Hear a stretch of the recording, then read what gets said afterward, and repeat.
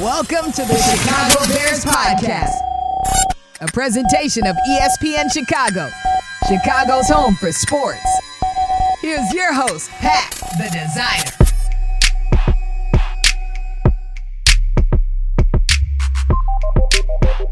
Bear down, Bears fans. Another edition of the Chicago Bears Podcast, live from training camp. So excited to still be here. Courtney Cronin in the building with us on today's episode, and we got a lot to talk about. We saw the first day of pads. Courtney, the first thing that actually looked like real football. It did, and it felt like real football. When they talk about the pads popping, that's such a football cliche, but it actually does sound different. Like practice sounds different when guys are hitting the sled and hitting each other to a degree. Obviously, they can't go full go, and that's something that I know players have talked about. Like, how do you peel back? How do you go as hard as the coaches want you to? Yeah. But hey, we're getting a step closer towards the first preseason game. We've got football on the way on Thursday with the Hall of Fame game. Like, we're actually making some progress, which is good.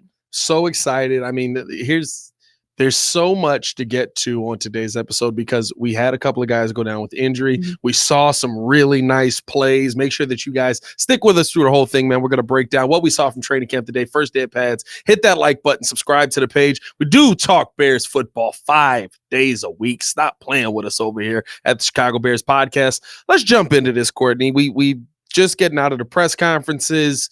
We talked with Coach Flus. Let's start off with the bad, get some of the bad out of the way. We saw a couple of guys not practicing today. It sounded like they were dealing with some nagging things. And then, of course, we saw DeMarcus Walker and Jack Sanborn leave. Do we have anything on that at this point? No, and I think the thing with the injuries that, or at least what we perceive as injuries, given what Matt Eberflus said about Roschon Johnson, Kari Blasingame, and Nate Davis, the way that they handled this last year, because remember, the first injury report does not come out until the Wednesday before week 1. Yeah. They don't have to disclose anything at this time of year. So they're going to go about this in a way where they give you the least amount of information imaginable, unless it's something more serious. So he said that those 3 guys are working through separate things with the trainer. It is weird, though, because we didn't see Nate Davis, and that's not abnormal if a guy has an injury, but we did see Kari Blasingame and Roschon Johnson, and they were out there watching practice. Typically, if you have guys that are doing that, they're closer to being back than they're not. So we'll see. It paved the way, though, for Treston Ebner, for Travis Homer to get some reps with the 2s and with the 3s in the run game. So that's at least a good productive sign of what they were able to do when they didn't have Roschon Johnson and Kari Blasingame out there. But Nate Davis is an interesting one because he's expected to be a starting right guard for this team. Yeah. And I don't know. It was weird because on Saturday he didn't play every rep at right guard. There was some Lucas Patrick mixed in there. There was some Jatari Carter. And then, of course, today we don't see him out there on the first day of pads. It's not a vet day. Nobody gets a vet day on the first day of pads. So I definitely want to monitor because this offensive line has had so much continuity and you don't want to disrupt that if you can avoid it. It helps having Lucas Patrick, who has already been with this offensive line, who can play center and play both guard spots. But you'd like to have the guy that you just gave a nice big 3-year, $30 million contract to playing for you on a consistent basis. And you just hope that it's nothing more serious than maybe something that might put him out a couple days. Yeah, I mean, the one thing that you said, and you felt it at practice, right? He was one of the loudest people, one of the most excited people. Seeing Lucas Patrick finally be able to step in there, getting reps with those number 1 guys, I thought that, just looking at him, he looks okay. He's picking guys up in the end zone. He looks like he's healthy and ready to go. So thought that was pretty encouraging. He looks happy to be playing. He looks excited he about was out football. there yelling, and I mean, he was that guy last year. So this was an offensive line a year ago that did have some veteran leadership with Riley Reif and Michael Schofield, but this was Lucas Patrick's unit. Yeah. And then it wasn't because he got hurt. So I think for him getting back into the mode where he knows he has a role, it might not be as a starter, at least might not project as a starter, but injuries happen up front a lot. And knowing that you can slot this guy in, and it's more than just a backup, it's quality depth that not every team has on the interior of the offensive line or other positions too. So I feel like they're in a comfortable spot if they do have to not see Nate Davis for a little bit due to whatever this injury situation is. Or if he comes back, you still have Lucas Patrick in the mix. So it's a good spot to be in. Yeah, I think more times than not, right, when we get to first day of pads, the thing that people are most focused on is what did the line do, especially with this football team, Sure. right? Like, what did the line do? We heard from Braxton Jones today, we heard from Tevin Jenkins. When you looked at the offensive line today, what is your evaluation of kind of how they looked on their first day in pads? Did they look a step behind the defensive line? I think anytime that teams go into pads for the first time, the offensive line is going to have a couple reps where, at least in the pass rush drills, they get the better of, or like the pass rush gets the better of them. And I saw it a couple times with Darnell Wright, because it's not just the individuals where the ball snapped and one guy's going against somebody and it's a one-on-one matchup. It was all five on the 4 from the pass rush. And there were a couple reps where I think it was DeMarcus Walker. There might have been a Travis Gibbs or Rasheem Green, actually, is who I know is 94 and then 95, that were working on the right edge with DeMarcus, with why am I blanking right now? With Darnell Wright. But I think that's what you expect, because as an offensive lineman, you end up kind of like, it was what Tevin Jenkins was talking about. Like, you kind of get into that mode of, okay, there were a couple reps that we might have lost, but as a unit that has to work together, like, and you get used to the physicality there, like, they'll catch up. So I wouldn't say anything would concern me from that. But watching Darnell Wright go, though, watching him and his strength that has been talked about so much in being able to handle, not just like, every rep wasn't bad, but being able to handle and rebound and win a couple of the reps against the defensive lineman he's going against, that's a really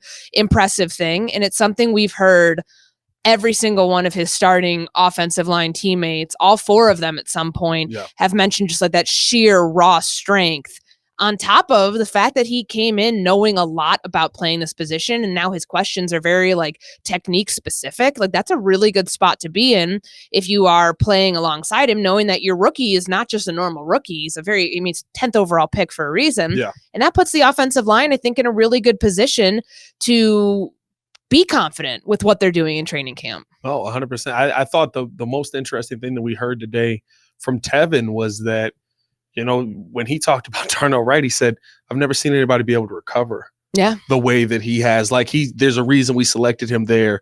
I've never seen anybody be able to like be out of position. And then all of a sudden you're like, oh, I'm out of position, and get back into position during the play. So really interesting to see. I thought that the offensive line, it's still hard to tell, right? Because early on, and the fun part with all of this is they're all Bears, by the way. So for anybody out there who's just like, they got killed today, it's also good on the defensive line. But yeah, and that's like, it's a hard part to judge. Like, one thing I thought Matt Eberflus said, because of course, when you're watching the first team offense or any of the offensive units, you're like, okay, was that a sack, or could Fields have, like, was he actually escaping the pressure? They try to make it as real as possible. And even Flus was saying, of course, the defensive line is going to be like, that's a sack. That's a sack. And he's like, no, not everything was. Like, being able to. There was a couple times, though, course, where even J-Mac was next to me. He was like, sack. No, I agree. And I mean, for me, I felt like there were more than what sounded like Matt Eberflus was willing to call. But seeing, the defensive line, when you're not going to hit your own quarterback, you can't. Like, you'll get kicked off the team if you do something and you've got the guy injured. So you have to know when to pull up and when to kind of like lay off of that. But also knowing that you did your job and you executed your assignment, and that you got, you had had the right rush moves, and you were able to actually generate pressure that would be called pressure because it wouldn't be simulated in a game. And that's good for knowing that, like, the defense is growing at the same time as the offense. You don't want to go to camp every day if you're a fan and see one side dominating and the other side never winning a rep, I think the number one thing that people are also been asking when you look at where this defensive line is, right? Always the questions on pass rusher. Sure.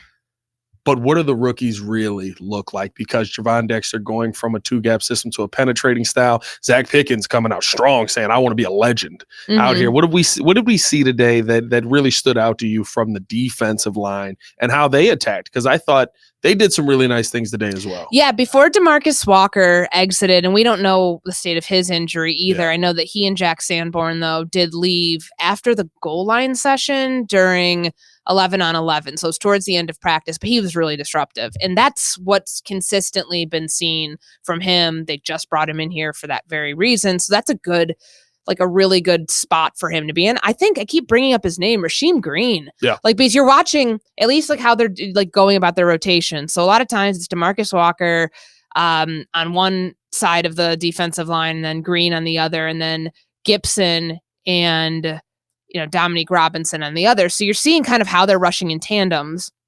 But as far as the rookies go, you notice the sheer size of Gervon Dexter. He's huge. And it was Justin Jones yesterday. I heard him wrong at first. I thought he said he weighs 500 pounds. He's like, no, he can bench 500 pounds. So that sheer strength, when you're watching the one-on-ones, he's getting his own on those. And that's a really important thing when you're talking about what you're asking him to do, the 2-gap system to what he's doing here, or what his goal is to do here. That's to get after the quarterback. It's to turn all of those hurries and those pressures into sacks from the inside interior of the defensive line. That's what he wanted to do at Florida. He was not in a system that really led him to be in that position all the time. They're going to be asking that of him, and watching how that rotation unfolds, because we still have seen Justin Jones and Andrew Billings as running with the first team defense.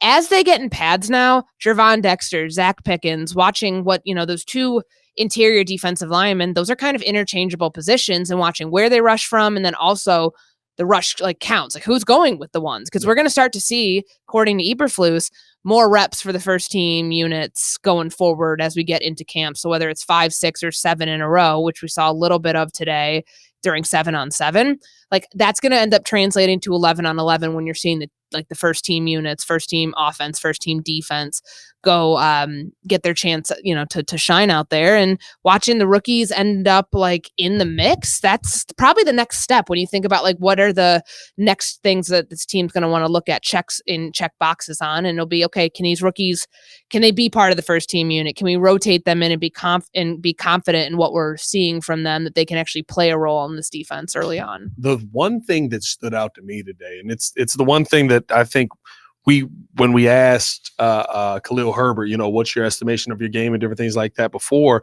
he's like, I don't have pads on. I can't tell. Yeah. The defensive side of the ball looked like they were prepared to stop the run. It looks like a unit that is actually going to be pretty good at stopping the run. Granted, it's only the first day. Mm-hmm. There's a long way to go. But I thought that the defense did a really good job today of run stuffing, especially on the goal line. That's something that this defense really struggled at last season. They were, I believe, worst in the NFL at stopping the run last season. Yeah, I think they were 31st, in total yards given up against the run. And then today, in 11 on 11 at the goal line, Deontay Foreman, I want to say the first run he ran in for a touchdown, but then the subsequent one was stopped. And there was a point with the third team defense. It was third team offense versus third team defense where Travis Homer just got lit up. Yeah. There was a beautiful run stop. The whole crowd literally just went, ooh.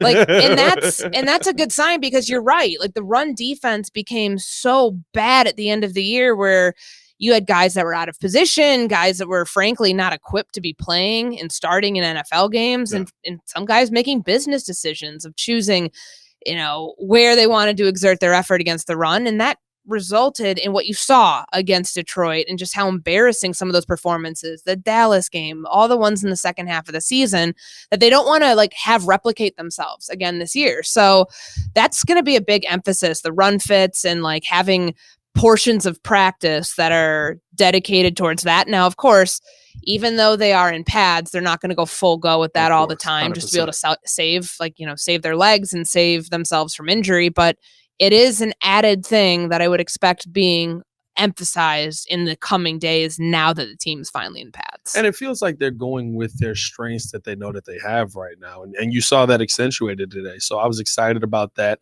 I thought we saw some really nice plays from even the DBs in the room, right? We talked about that unit. I thought Tyreek Stevenson made a couple of nice plays.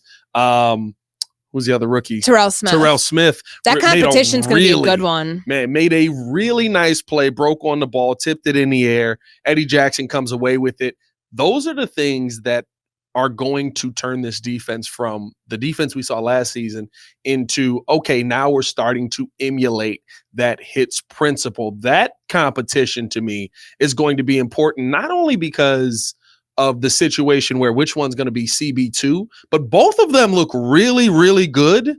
That could be a situation where we're at the end of the season where I love what Jalen Johnson brings, but we've got two young guys who are cheaper. It's a good thing to think about right now and project it out, because right now it feels like both sides, Jalen Johnson and the Bears, aren't close because we're not hearing anything. And when Jalen Johnson talked last week about his contract situation and what lies ahead in the next 6 weeks, like, he says he's playing this year regardless. Doesn't matter if he gets an extension or not. He also knows some of the things that he needs to change about his game, getting those interception numbers up, because frankly, teams pay for cornerbacks that can take the ball away. He doesn't have those takeaway numbers. Yes, he does a million other great things, but his pass breakup numbers are one of the best in the league. Like, but we all agree. But you have to, like, even though you're shadowing teams' opponent's number one receiver, and oftentimes that leads that receiver to not have the ball thrown their way as much, you still have to, he even admitted it, like, there's things that he has to do within his game to put himself in better position for those interceptions. Now, that's him and what he needs to do. I don't know if we had talked about that yet, so I wanted to bring that up. But then what it means for Terrell Smith and Tyreek Stevenson, let's say that they end up not wanting to extend Jalen Johnson and they let him walk in free agency. You might have two cornerbacks that are developed to a point where both of them could be in starting positions next year. So I don't think it's a knock on Tyreek Stevenson, but he admitted he had a couple slip-ups in practice. And those are like rookie things. Matt Eberflus said that's normal for rookies because you're going against DJ Moore, who has incredible body control. And it was frustrating for Tyreek Stevenson. He was like getting like irritated about like how good DJ Moore is at, you know, with his leverage. And if you take it away from this side, he's going to be able to put a move on you from the other side. And like, that's, you're learning, it's trial by fire. So it's a good position for him to be in, but he was the one getting the second, like the reps with the ones as a second, you know, outside corner opposite Jalen Johnson. And then all of a sudden, last couple of days, Terrell Smith made some good plays as a backup with the twos, and he's played his way into those reps with the ones. So Tyreek Stevenson, I thought, handled those questions well today about the type of pressure that puts on him. He's a second-round pick. Terrell Smith is a late day three draft pick. And how both of them are competing more or less for the same job. And it's really going to be a fun competition to watch, because we know running back and how that whole thing shakes out, probably the top competition in training camp, punt returner between Velus Jones and Tyler Scott, another one that you're going to keep your eye on. That spot for CB2 is one that Matt Eberflus wants to get filled sooner rather than later, but they're going to give both of these two rookies ample opportunity to prove that they belong with the first team defense. And the play that you referenced, which happened in 7-on-7, where Terrell Smith was like, it was just like the coverage was perfect because he tipped it. Eddie Jackson was right there, comes down with the interception and runs the other way. Like, I mean, I thought that was such a smart heads up play, the way that Smith broke on the ball and it was able to set up his teammate for that to happen. It's not to say that Tyreek Stevenson hasn't had those plays. He had an interception yesterday during the team portion. But this is good because if you go back to last year, it was Jalen Johnson and Kyler Gordon playing two positions at once, more or less. They were just started moving him solely into the slot at training camp, and you were putting a lot on this guy's plate. So now they can focus Kyler in at the slot and have the competition among the two outside corners who both have the same athletic and physical traits that they were drafted for. Like, letting that competition play out is going to be good for the back end of this defense. Oh, 100%. And at a minimum, right, even extrapolating out whatever the Jalen Johnson situation does become, you feel better about the depth you come into this season with. And I think that was something where, you know, I asked a question on here. I said, listen, I love the starting names on this team, but if Jalen Johnson or Tyreek Stevenson go down, you know, we're quickly at Kendall Vildor, and that scares the heck out of me.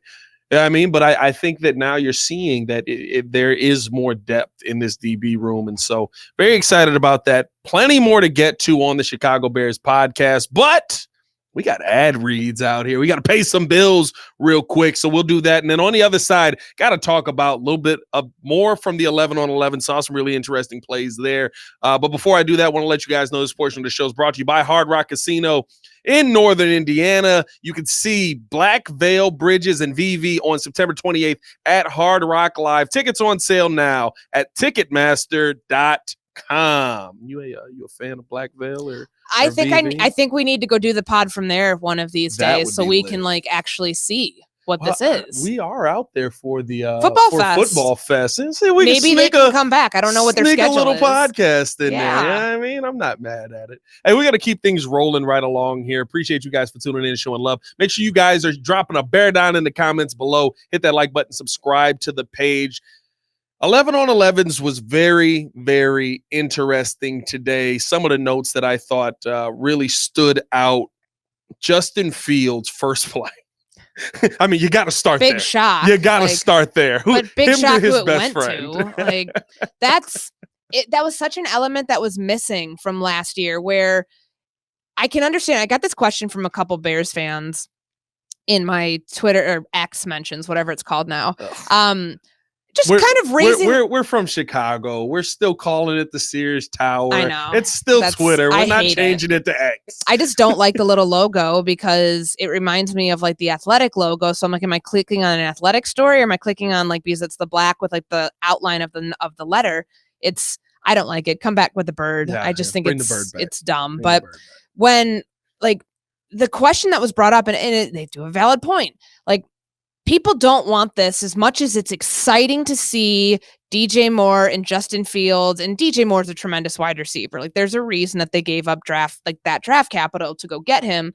You don't want to see it become Jay Cutler and Brandon Marshall, right? Like, I can understand. As long as there's an outshot. I don't mind Jay Cutler and Brandon Marshall as long as there's an outshot. And it seems like they're developing with, like, Chase Claypool had a very active day. 2 days in a row that have been really good for him. So I haven't responded to these people, but hopefully you're listening to the Chicago Bears podcast because I think that that's where the concern's real. Yeah. I get it because you don't want like your quarterback to only lock in on one wide receiver, but it's also, hey, these two have a chemistry that is undeniable in practice. And now you are starting to see there were a couple times when it was like, 3rd and long today when Chase Claypool was, finding a way open for Justin Fields or at least giving him another option that Fields was willing to go his direction. And I'd like to see more of that, but you just can't deny how quickly the chemistry has come on between Moore and Fields in that first play where he hits DJ Moore. I think it's on the slant.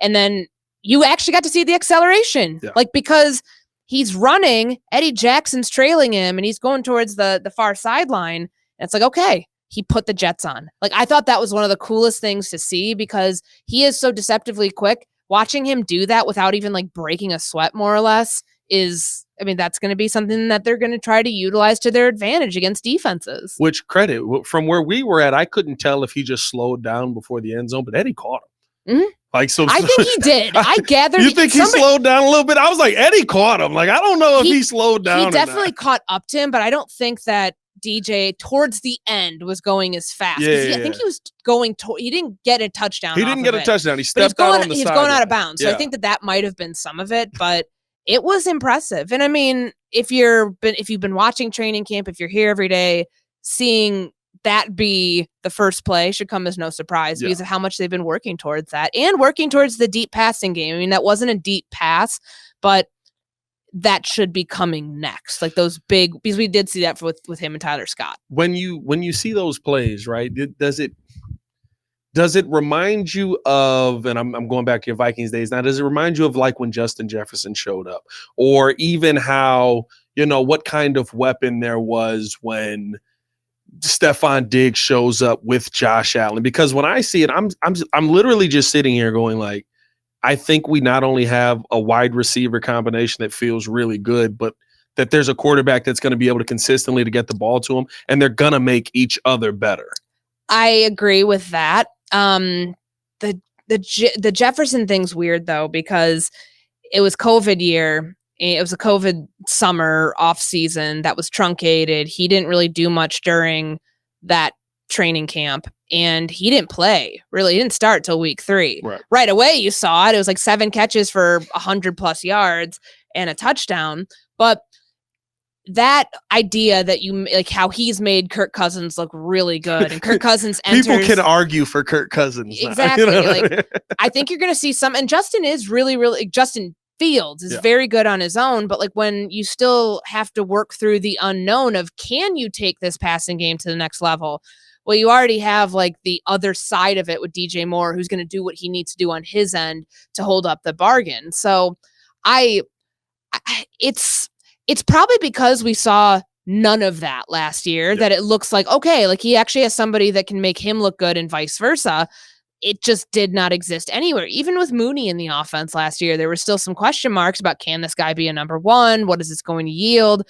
Can he replicate what he did in 2021 with Fields? And you didn't see that. With DJ Moore, there's no questions about that. Like, those two have already established themselves as, that's the 1-2 punch that every defensive player you've talked to will tell you about how like lethal that is and how hard it is to cover when guys have nonverbal cues and they have so many things that they do that you just can't coach almost. And that's why they've spent so much time around each other in the offseason and even now to get up to speed where that stuff becomes second nature to them and they can make those plays in games. I feel like we've seen a lot of, like you said, the last couple of days, really trying to get Claypool involved. And I thought Chase Claypool was better than what he showed in Pittsburgh. I still think this guy has all the talent in the world. But the one thing that we continue to see, and if it's my only gripe that I have with Claypool, is even today we saw it, right?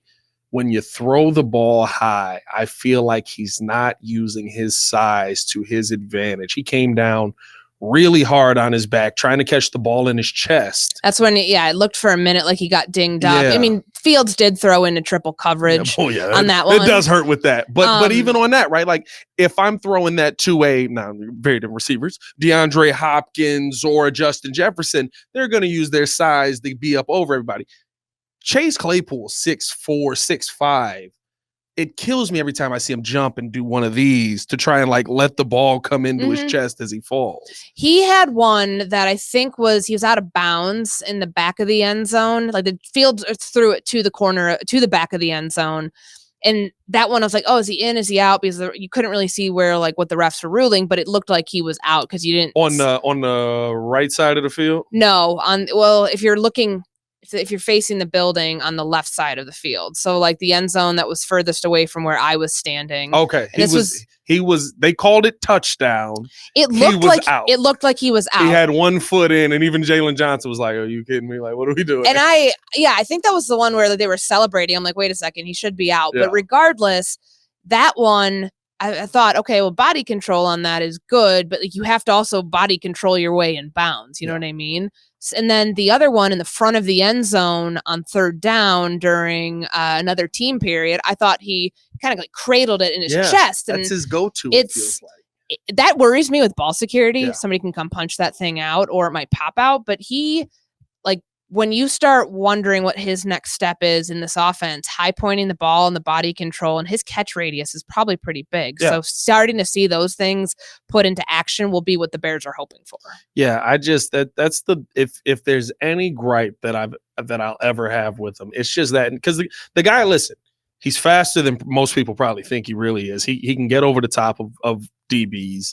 I think that he's going to be a perfect asset alongside DJ Moore. But there's always that, why aren't you giving me more? That's the one thing I'm always looking for from Chase Claypool. But the one part, I guess, if there's any positive to take from him going down and dinging himself up a little bit, Tyler Scott came out on the very next play. Yeah. And I mean, he talked to us on the podcast, and he talked about, because his ankle was torn up in college his last year, he wasn't able to get off the line. People thought that he couldn't get over press coverage. This guy's killing press coverage, and his speed was on display. Got that deep shot from Fields. I couldn't see where they were lining up at from my vantage point. Where was that? Where were they at on that? Because it looked like he underthrew him, but I couldn't tell if it was like, well, he threw a 60 yards. They were somewhere around like the 30-yard line, because remember, like they ran First team offense went 3 and out, and Eberflus is like, no, come back and do it again. Yeah. So they got their reps twice in a row. Yeah.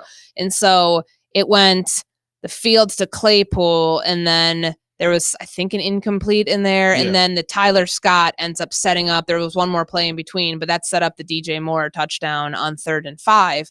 Like the separation that you saw Tyler Scott create between himself and the DB, those are the speed tools that are put on display. Now, the hardest thing I was having a time with, like, judging is, okay, how did the pressure get to Fields on that? Would that have been a sack? And that's, again, like stuff that's really difficult to judge from the quarterback perspective. But Tyler Scott streaking downfield against single high coverage did a really good job manipulating where he was and turning on the Jets there at the end and coming down with that ball.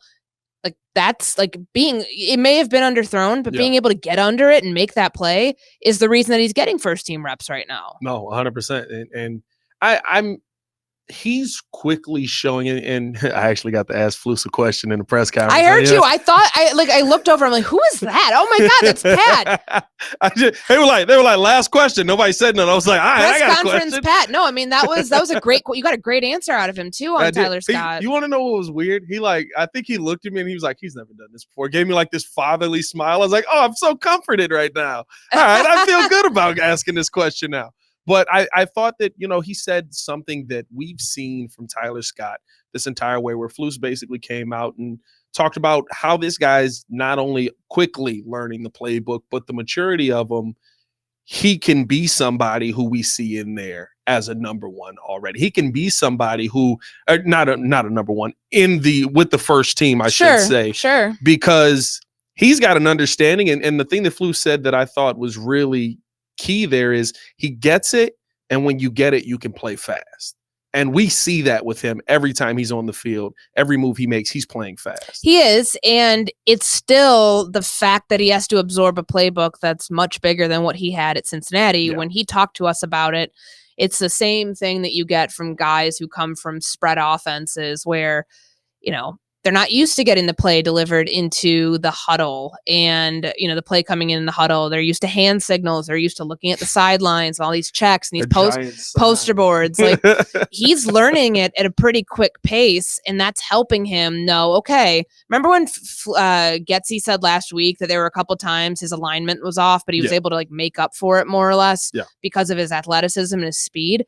When you get those things right, watch out with somebody like that, because he has the gifts of the acceleration alone.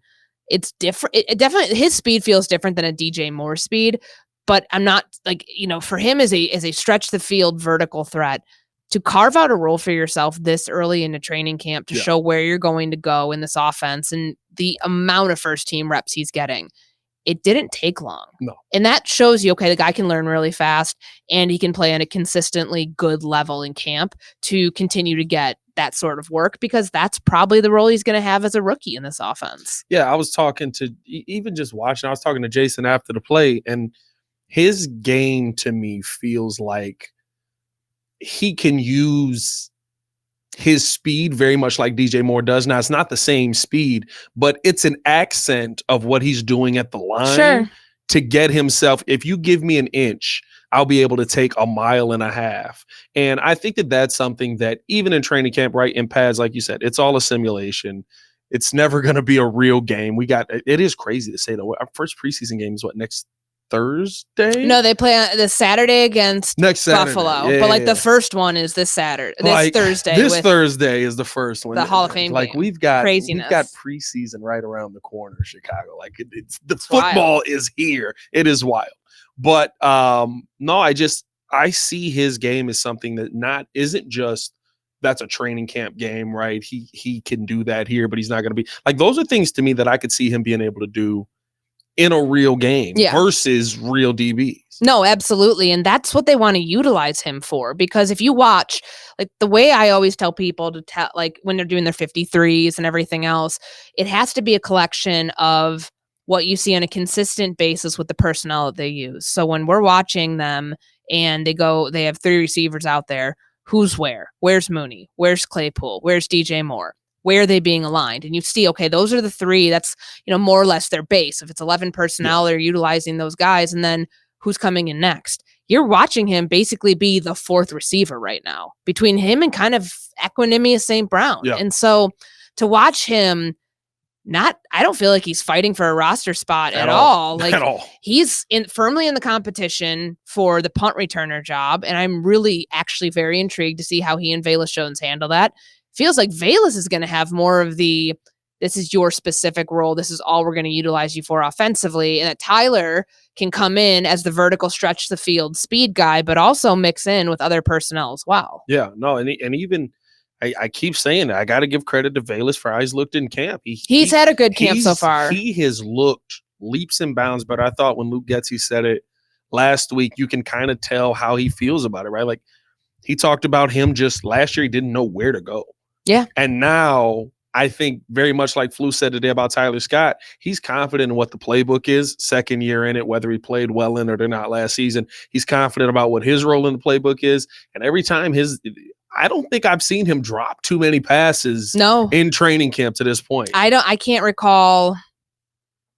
Maybe a breakup I think left corner of the end zone. Maybe there was a breakup. There was a couple like one-on-ones that he didn't win, but I haven't noticed anything where it was egregious like the way that it was last year. And you're not going to typically see that stuff all the time in training camp, but for him to be playing at a level where he doesn't look frazzled out there and knowing that he's got to kind of change some of the things he does within his game, that's where Velus can really make a mark and make an impression, because they're going to give him every chance to succeed because he's a third-round draft pick. They have to justify that. Yeah. But if they can use him in gadget plays, if they can use him on end-arounds, on jet sweeps, on some of the stuff, I mean, we saw an end-around today with Darnell Mooney. There's also the reverse. They ran one with Claypool. Yeah, that one got blown up. That one did not work. No, that one got blown up. But we ran that a little last season. We could take that one out. I'm not a coach. You could probably expect that Velus would end up being, when they flush out kind of what right now they're just like doing their install. They're getting a lot of stuff out there.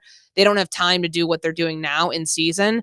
So maybe it is Velus Jones in that sort of role during the regular season. But it's nice to see that like the creativity with the play calling, or at least the plays that are coming in right now, is there. And what I like to see from it is the fact that it's not just those plays. Like when it becomes just those plays, anytime you come on the field, teams know what to expect. Sure, absolutely. Velus is actually going out, running his routes really well, catching the ball in the middle of the field really well. So I've given credit to him a couple of times on the pod. He came out, showed out again today. So got to give credit. Who's been the person to this point that maybe wasn't on your radar coming into the season that now might be a little bit on your radar?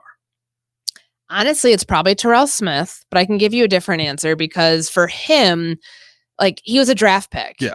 And I look back at his career at Minnesota and kind of the ups and downs where he's a starter, he loses his job, he comes back, he's, I believe, a fifth or sixth round draft pick.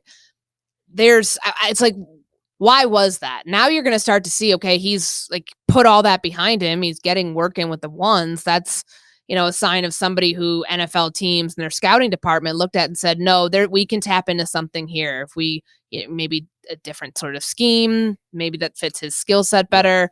But that one, like, I shouldn't be surprised at that because he's a draft pick. And just because 3 rounds more or less separate him from Tyreek Stevenson, that's a competition that needs to happen at corner. I think it's Braylon Trahan, the guy from Louisiana who had the 2 picks yesterday. Yeah. It's early in training camp, but to be able to see players, kind of step up a little bit and show flashes like him, Aaron Cruikshank, who's been on punt return.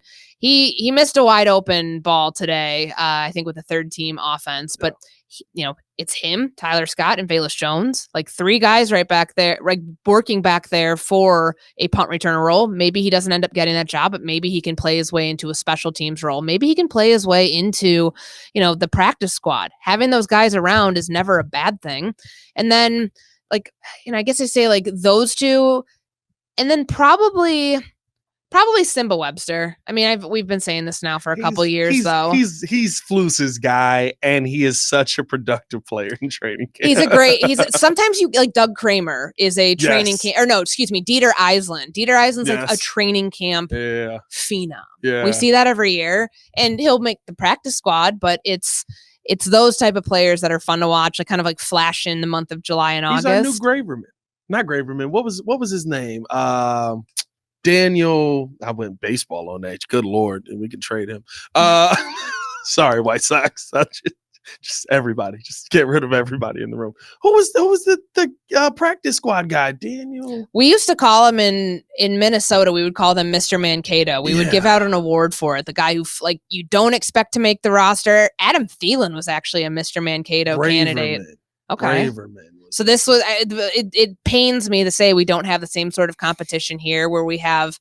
I don't know if it would have been different when they were at Bourbonnais if they had maybe Mankato was where the Vikings trained and you gave it to somebody who was a long shot to make the roster, but Preston did enough where you can make a legitimate case. Yeah. And we've seen a couple of those so far. But yeah, Trahan yesterday with the 2 interceptions, like, I don't know if he'll crack the depth chart. I still think that, Josh Blackwell for his special teams contributions probably has a better case, especially at the cornerback position.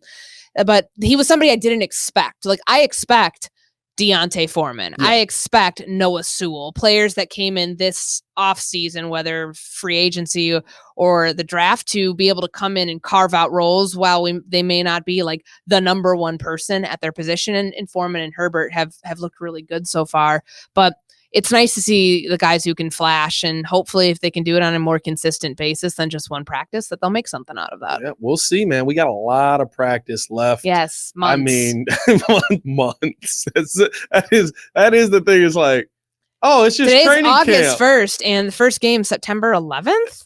There's a lot of time in between now and then. We got some time here, but I mean, listen, it's football. Like today was football. Like everything else is like, okay, that's nice. Yeah, they run around. Justin Fields throws the football. It becomes more serious. It becomes more real when they go in pads, even if it's still against like their own team. Yeah, it just has a different feel to it than it did 4 days ago. And you're just waiting for that DeMarcus Walker. Whoa! Like we heard the other day. Like, he's so loud, and that's the juice that they just didn't have along the defensive line last year. Yeah. It'll be very interesting to see kind of what, I mean, he's bringing pressure. Like maybe we won't get an edge rusher, and he really is the guy that we thought he was, but we'll see. All that and more. We'll continue to cover it here on the Chicago Bears podcast. Stay tuned with us as we are here at training camp. Hit that like button, subscribe to the page. For Courtney Cronin, I'm Pat the Designer, Chicago Bears podcast. Right on. Peace.